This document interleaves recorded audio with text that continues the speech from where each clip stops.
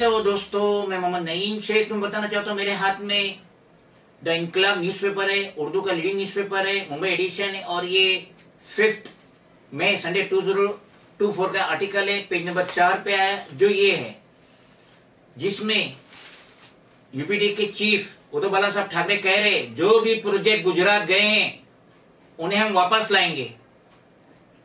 उद्धव ठाकरे के वजीर आजम और वजीर दाखिला पे तनकीद, दावा किया कि मोदी और शाह गद्दारों को साथ लेके महाराष्ट्र को लूटने के लिए निकले हैं, लेकिन हम ऐसा होने नहीं देंगे। इतना बड़ा आर्टिकल आया उद्धव बाला साहब ठाकरे की तरफ से इनकलाब में।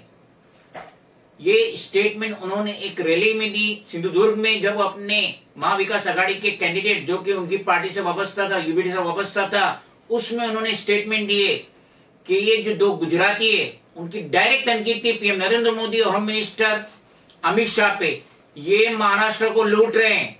इन्होंने महाराष्ट्र के जो बड़े प्रोजेक्ट है उन्होंने महाराष्ट्र से गुजरात शिफ्ट किया, और वो ये कह रहे हैं कि अगर इंडिया अलायंस की हुकूमत बनती है सेंटर में और मोदी जी की रुखसती होती है तो वो इंडिया अलायंस इन सारे प्रोजेक्ट जो महाराष्ट्र को मिलने वाले थे महाराष्ट्र को मिले थे, लेकिन स्टेट के सीएम एकनाथ शिंदे के नाक के नीचे ये सारे प्रोजेक्ट गुजरात में शिफ्ट हो गए। और ये बहुत बड़े प्रोजेक्ट थे, लाखों करोड़ के प्रोजेक्ट थे, और अगर ये प्रोजेक्ट महाराष्ट्र में इंस्टॉलेशन होते मिलते तो महाराष्ट्र का फायदा होता, इनकम जनरेट होती और महाराष्ट्रियन को, महाराष्ट्र में रहने वालों को रोजगार मुहैया होता। तो उद्धव बाला साहब ठाकरे जो कहे सिंधुदुर्ग की रैली में, जो कहे वो 100% सही है।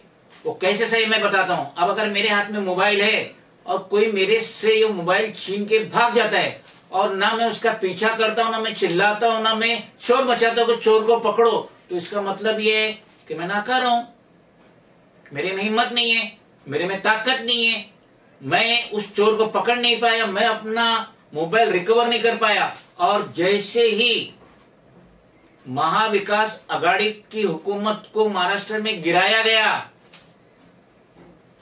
एनसीपी में फूट डाली गई, शिवसेना में फूट डाली गई, उद्धव बाला साहब ठाकरे की शिवसेना को छीन लिया गया, नाम भी छीन लिया गया, सिंबल भी छीन लिया गया, और रेबल्स में से एक यहां का सीएम बन के बैठ गया। अब उसके सामने जो रेबल्स थे, 40-42 रेबल्स थे, उनमें से जो एक सीएम बना एकनाथ शिंदे, और एकनाथ शिंदे के सामने ये सारे प्रोजेक्ट जो महाराष्ट्र को मिले थे, महाराष्ट्र में इंस्टॉलेशन होने वाले थे, वो सारे प्रोजेक्ट गुजरात चले गए। और उस टाइम पे शिंदे कुछ नहीं कर पाए, मामूली से 1-2 स्टेटमेंट दिए, कुछ नहीं कर पाए। और पीएम नरेंद्र मोदी ने उन्होंने एक तसल्ली दे दी कि नहीं नहीं, नेक्स्ट जो आएंगे ना प्रोजेक्ट वो हम महाराष्ट्र में देंगे। कब आएगा? ये जो अब था हमारा हक था, महाराष्ट्रियन का हक था, महाराष्ट्र में रहने वालों का हक था, क्यों गया वो गुजरात? आपको अपने स्टेट की इतनी फिक्र है, वहां के रहने वालों की इतनी फिक्र है, गुजरात की तरक्की की इतनी फिक्र है, तो आपने ये महाराष्ट्र का प्रोजेक्ट वहां क्यों लेके गए? उद्धव बाला साहब ठाकरे जो कह रहे हैं बहुत सही कह रहे हैं, उनकी बात में वजन है, और हम देख रहे हैं पीएम नरेंद्र मोदी के, अमित शाह के, बीजेपी के, एनडीए के मुश्किल से 30 दिन नहीं रहा, 29 दिन ही रह गए, क्योंकि 4 जून को रिजल्ट आ जाएगा और ये लोग अपनी गद्दी छोड़ के नीचे उतर जाएंगे, क्योंकि इन्हें मेजोरिटी नहीं मिलने वाली। बीजेपी एनडीए को मेजोरिटी नहीं मिलने वाली, को सेंटर में दोबारा अपनी हुकूमत बनाए, जो 14 और 19 में बनाए, 24 में हुकूमत बनाए, नहीं होने वाला। अक्सर और बेशतर जो इलेक्शन होता था उसमें ट्रायंगुलर होता था, यहाँ बीजेपी खड़ी है या कांग्रेस खड़ी है, बीच में कोई आ जाता था, कोई भी आता था, बीएसपी आता था, एसपी आता था, कोई भी आ जाता था, एमआईएम आ जाता था। उसकी वजह से क्या होता था, कांग्रेस का कट जाता था और वो वन साइड विन हो जाता था। अब ऐसा तो है ही नहीं।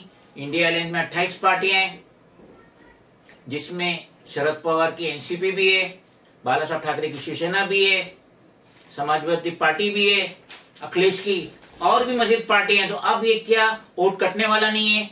तो बीजेपी को, नरेंद्र मोदी को, अमित शाह को अच्छी तरीके से समझ में आ गया है कि जो हम ये 200, 500, 1000, 5000 के डिफरेंसेस जो जीतते थे, वोट कटता था, अब वो नहीं कटेगा।